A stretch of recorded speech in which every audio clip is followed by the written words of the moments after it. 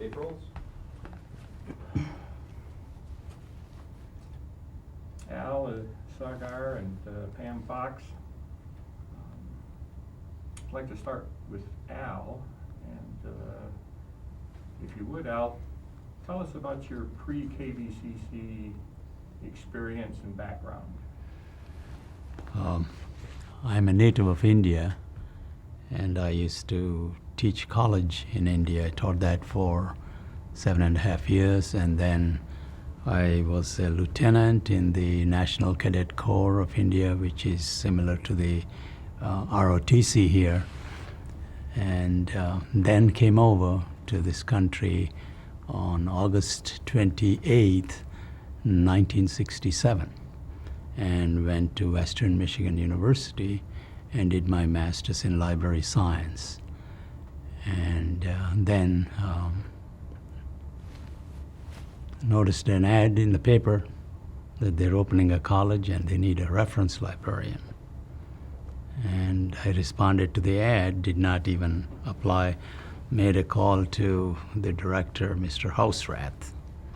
And he came over to the school and interviewed me there and asked me to come over to the campus and meet the president. And then I met the president in the office, in the temporary office on Whites Road. Of course, when I got there, the president wasn't there, and I waited 2 hours for him, and I was glad I did. He was on the site here trying to resolve things with the carpenters who were on strike, carpenter strike. But really, you know, the strike was not against the college, it was against their contract or whatever. And then Dr. Lake, the president, he showed up, interviewed me briefly, and offered me the job right there. And then I took the job. The rest is history. Pam, could you fill us in as far as your background and experience before you came to Valley? Sure. I'm a native Pennsylvanian. Maybe I should start that way. I'm a native Pennsylvanian. And I spent a lot of time in Pennsylvania libraries, 3 years as a matter of fact, 2 years at the Free Library of Philadelphia as a public librarian, and then I moved to a small town, my hometown in western Pennsylvania, Newcastle, and I was what's called the district librarian, where I had an opportunity to go to public libraries in a 3-county area and help them improve their library services to their communities. And one of the towns I went to was Mars, so I used to regularly go to Mars in my old job. But I really didn't satisfy the director there, and I was given an evaluation that didn't please me, so I started looking for jobs. It was a good time to look for library jobs, and I had an opportunity to change my entire library focus from public libraries to academic libraries. So I applied at Grand Valley and then applied here at KVCC, and had an interview with Jack Lotz, who was the head over the library and the audiovisual services at the time, and met Al. At the time I was there for the interview, I came in, I thought that the present building with the tower entrance was the way to go in, and so I'm, trying to be on time for my interview, and walked up to the tower entrance and found out that it was all construction. So where was the college at this point? Because this was the address I was supposed to come to. But then did eventually find in the Redwood building the library, which at that point was, all the books were in beer boxes.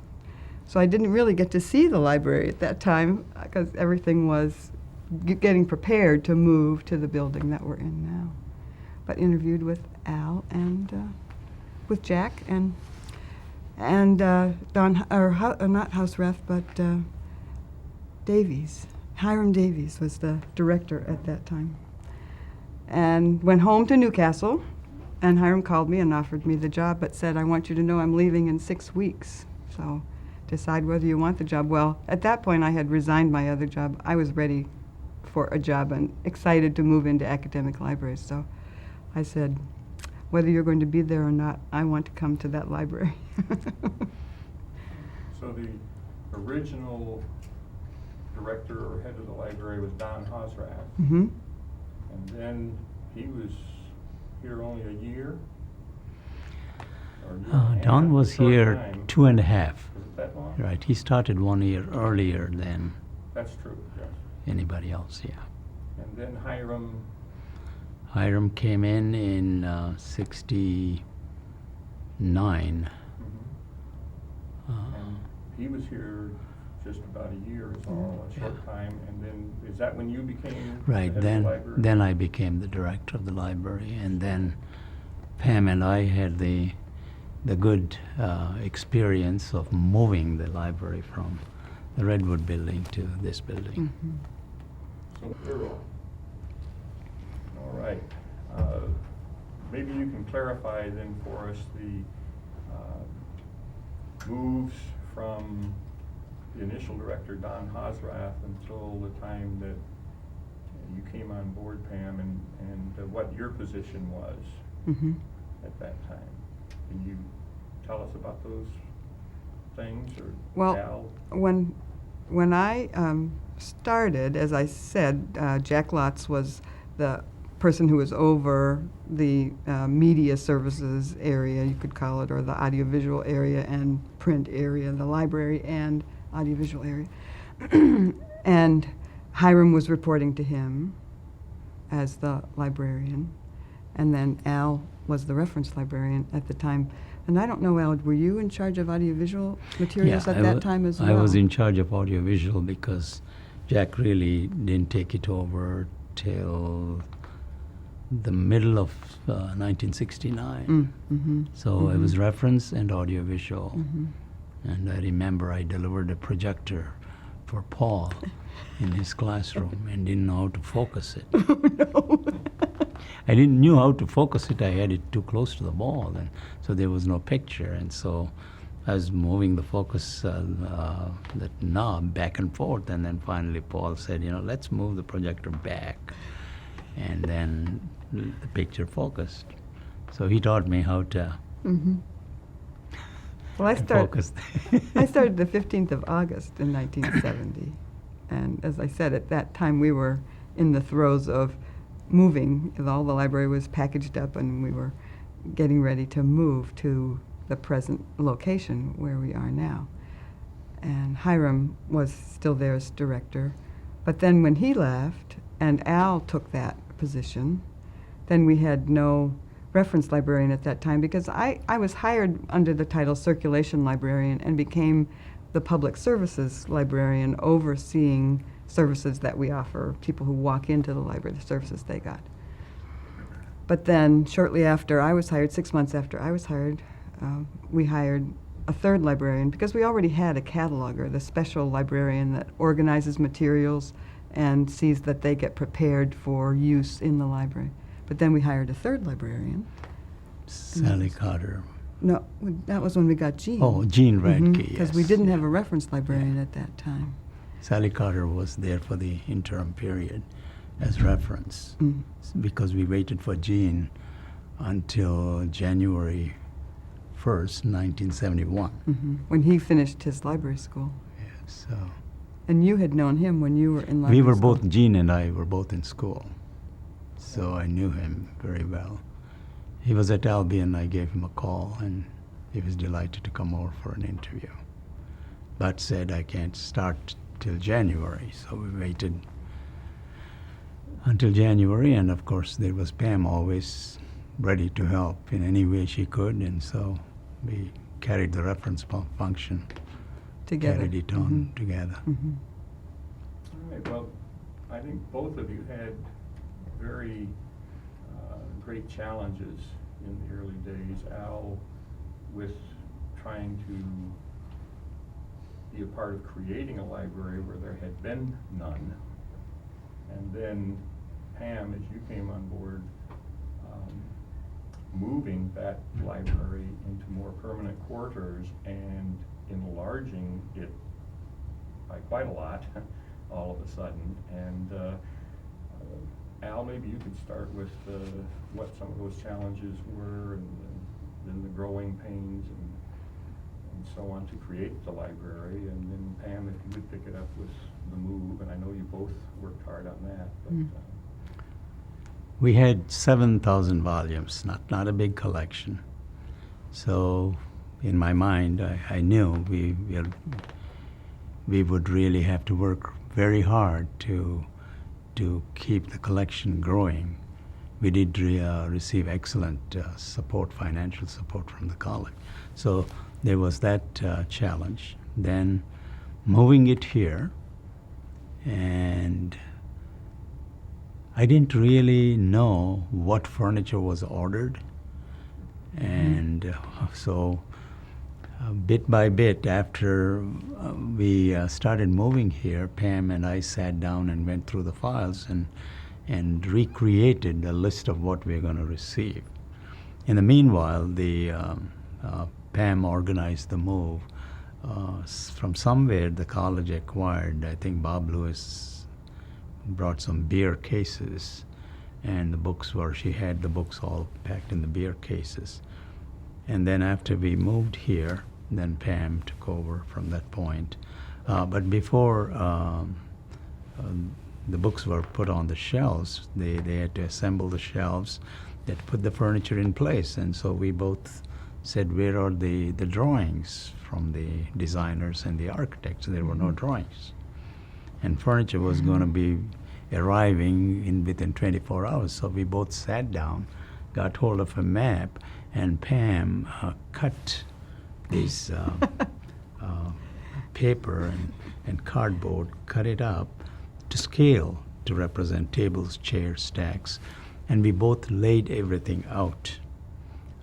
And then we were ready the next day, and they came and set up the shelves. And Pam, why don't you explain what we did after that? Well, the challenge with laying something like this out, because we had a huge amount of space. The original library had a mile of 12-foot wide carpet in it, so it was a really large space. And we knew how many books we had, but the goal is to, once you set things in place, not to have to, in 3 years you add more materials, not to have to rearrange all the furniture again. So the goal was to plan for what would eventually be a library of 70 or 80,000 books, putting shelves in place so that they could stay where they were placed, loaded with books, and not have to be moved because now you have a few more things. It's not like your living room, which you can rearrange whenever you want to. You can't do that with the library. So that was the big challenge, was to start out with these few shelves and place them so that we could build on the locations of those shelves to a future library of 80,000 books from 7,000 books to start with.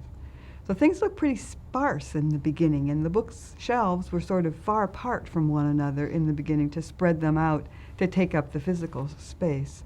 But we did have really good furniture that we could start off with that made the library look like a library right from the beginning, and that encourages people to treat the space that way. So it was a good library to lay out. It really looked like a place for people to study right from the beginning.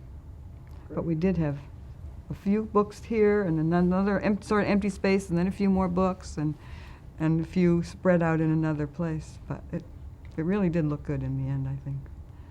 I remember that day when we were there, that Saturday we were there ripping all the plastic off the chairs, all those wonderful lounge chairs that we had that the students just loved, would sleep in many, many times, laid out around the windows so that they could enjoy the wonderful woods that we had there. So we worked till Friday, and Monday classes were going to be, the campus was going to be open for classes.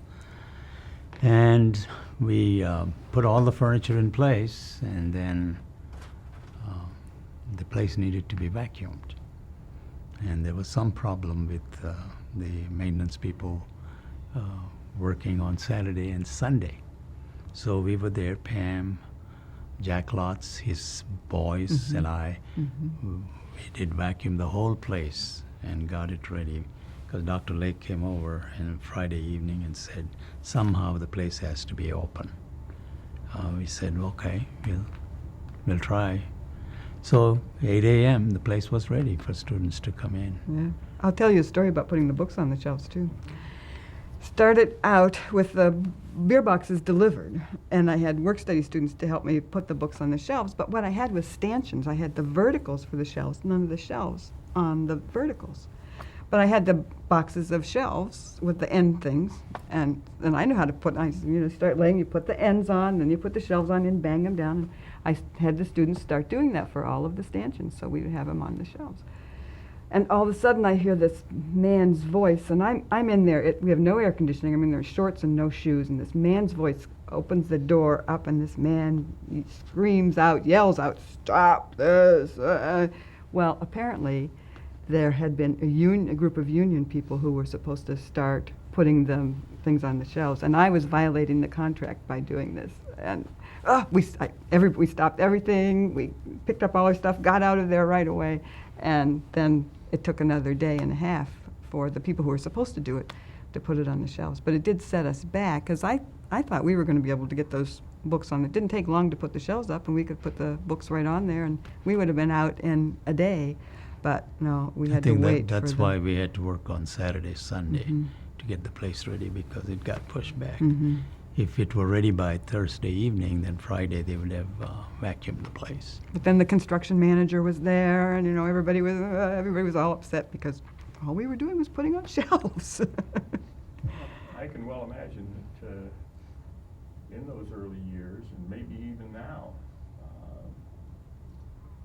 when there's something that has to be done, and the only way to get it done is to do it, whether it's in your area of responsibility technically or not, what do you do? Yeah. Because the big picture is, are we ready for the students? That's what our whole philosophy for the library over the years that we've worked together has been. How can we serve the students and the faculty and the staff to get exactly what they need here in education at the college? And we've always emphasized the fact that the library, its materials, its services should be integrated into instruction. And we always felt that we are part of that instructional process. And we worked at it. It took a lot of effort, and we all worked at it. One important thing that Al emphasized for all of us as professionals is that part of our job was outside the library, because we were supposed to, you could say, make friends with faculty members, but we were supposed to be part of the faculty, be involved in faculty processes and know faculty members so that we could be a team with faculty. Not that we would say, okay, you do the history people and you do the English people, not like that, but just sort of natural alliances that you make with people that can make the library part of the faculty. People think of you when they have some special need and know that they can go to someone and maybe get help from that person or get an idea from that person for solving a problem.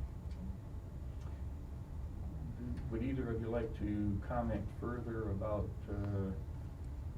areas of specialization within the library, like reference, archives, audiovisual, whatever? A lot of people think about a library, all they think about is going to the circulation desk and getting their book checked out, or returning it, or both, hopefully. But what about these other specialized areas? Did you encounter any great problems? Or? Well, in the beginning, it was not a problem, but it was strange that the architect decided how the relationship between audiovisual equipment, software, and the library. In their minds, way back in the late 60s, they still thought of a library as a collection of books. So they put audiovisual equipment and software at the other end of the building. And within about, I think about 6 months, people realized that especially the faculty, that it's not working very well. So there was a move to bring the software over, and then we had to start from scratch and catalog all the software and get it ready. Within about 6 months, we integrated that into the collection.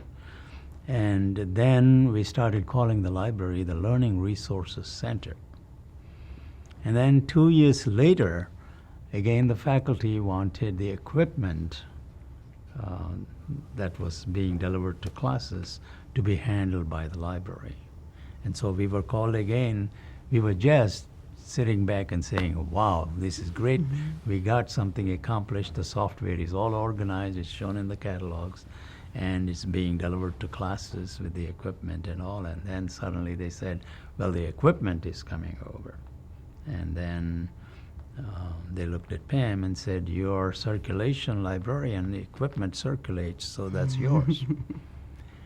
And so again, you know, the equipment came over, and Pam rose to the occasion and developed a system for handling that to ensure that it's at the right place at the right time with the right software. Pam, you want to talk about that? Well, it's important for faculty members to be able to look good in their classrooms, and that's what our goal was when we were managing equipment, was so that everything went smoothly for the faculty member in the classroom. We didn't want to interrupt the instructional process by having bulbs burn out or turn on the overhead projector and nothing happens. So we just tried to allow them to plan. They could ask for the equipment that they wanted, plan that it would be there, and all they had to do was turn it on and it would work for them at the time. It meant training staff. It meant adjusting the staff that we had so that if someone was ill or had a planned absence, we could have staff that could do all that delivery, including myself, and even sometimes Al would be doing that, because we know that, like I said before, we're here to serve the students and the faculty, and that's what was the most important thing, to get the stuff out to the people on time, make it look easy to them, make it look like they knew what they were doing. That's always the goal. Make the faculty member look good, and you'll look good then.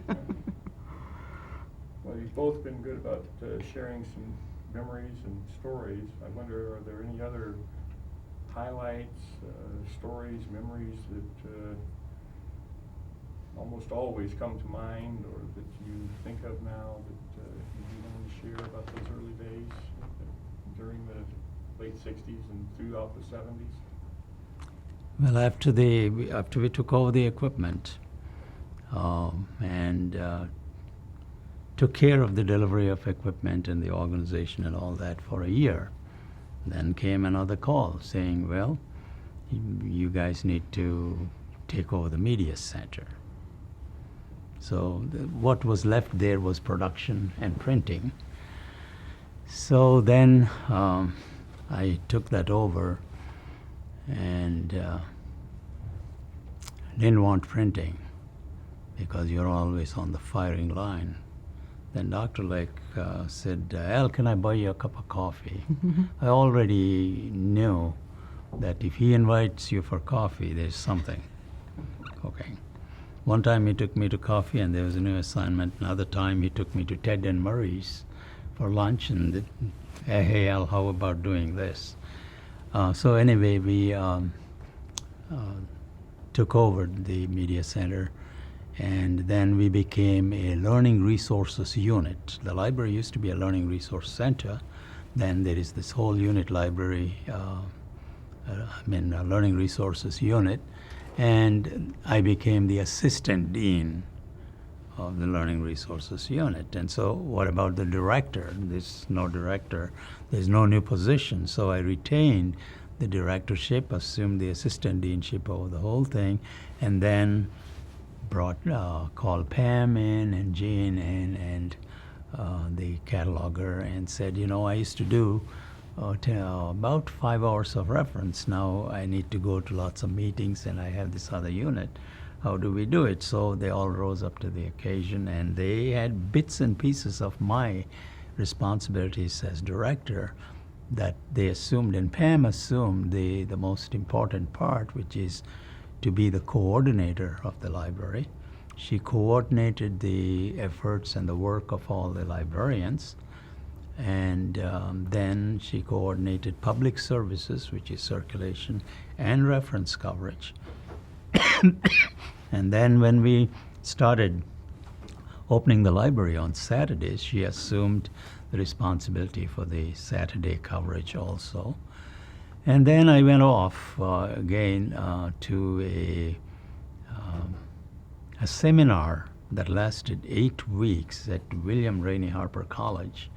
And this was about serving the disadvantaged student. And I went there through a federal grant along with John Corbin. And when I came back, the Dean of Instruction at that time, who was my boss, he was delighted that I did that. And he said, Al, this is wonderful. And then he left. Then Peter Rush was the Dean of Instruction. He took it over. And Marilyn was Assistant Dean of General Studies. And at that time, as soon as Marilyn took over the General Studies area, she noticed that there was a testing lab, a math center, and an English tutorial center. She looked at all those and she said, these shouldn't be under any one particular instructional dean, because the work of these labs cuts across instruction. It should be under a person who's neutral. And so Peter Rush and Marilyn called me into Peter's office and said, hey, you prepared well for this challenge. You have all this training in handling disadvantaged students and adult learners, so how about taking over the learning labs, they call them, and organize them into one nice lab with the testing center. So I said, well, great, let me do that. And so Marilyn supported me as the Dean for General Studies. Peter Rush as the Head of Instruction supported me, and we pulled it off again in 6 months. But again, I couldn't do it without the help of the librarians, who are always picking up things. And we brought in we promoted or changed a position to the position of an administrative assistant to absorb some of my administrative load. Did you ever get a lunch out of it? More than a cup of coffee. Recognition came later on. Oh, I've had so many titles. And somewhere along the line, I became Dean of Learning Resources.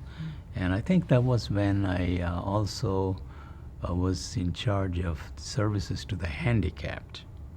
And then under the definition of learning resources, I had the switchboard for a while. Then I had office support services for a long time. And then, of course, the learning labs. And then they gave me a director for the learning labs, office support, and media. And that was Fred Rutherford, who used to report to me. He took care of that half. Then I was director of the library with some of the duties delegated mainly to Pam as coordinator. And then that's how we worked. Yeah, when you took over the testing lab, then that summer I had a special assignment to set it up so that it would circulate in a secure manner. So we worked as a team. And she organized the testing lab. To make that work. Did you ever get any lunch? No. We both went to lunch ourselves. One thing that I was hired for was because my graduate work, I went to a library school that had a lot of computer work as part of the library school. So I had computer skills, and one of my sort of underlying emphases all the time that I was here was to increase the automation in the library. And we tried different things, but computers weren't really ready, and there really wasn't enough money in the school to do very much until sometime in the mid-'70s, I think it was, that Gary Fergerman, who was the director of computing at that time, helped us create an automated overdue system. And it was a wonderful, wonderful system, and enabled us to hold off on moving toward automation until the automated systems in the libraries were very, very sophisticated. Because that's the main thing that helps you. If you've got a good overdue system, something that will prevent the staff from having to do the typing over and over again of sending notices to people. This was all done by the computer automatically, and it automatically sent the person's name into the hold system. So we only had to type things in once. And that really saved a lot of time, and we could wait until we could get into a good situation and make a wise decision for an automated system, which eventually we moved into a consortium with Western Michigan University. Actually, in 1972, Pam and I sat down and we developed an automated system to handle everything in the library. during the days of the punch cards. Yep. However, it didn't become a reality. We had the proposal, we had everything laid out, all the specs, and we had to wait till the middle 90s to become a full-blown automated library. But in 1972, we had the dream and the vision that we should go in that direction. But maybe technology was not ready at that time. With punch cards, we still had the blueprints. Yeah. So that was exciting. I would